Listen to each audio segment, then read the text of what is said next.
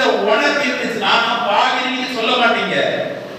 இந்த உணர்வு இதை விசுவாசிக்காதவர்கள் இன்றைக்கும் கிறிஸ்தவர் என்னதான் சொல்றாங்க? பாவின்னு சொல்றாங்க. ஏன்?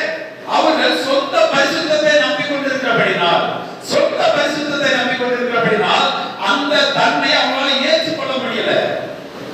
அதனால என்ன செய்றாங்க? அந்த மண்ணுக்குரிய தன்மையை குறித்து பேசிக் கொண்டிருக்கிறாங்க.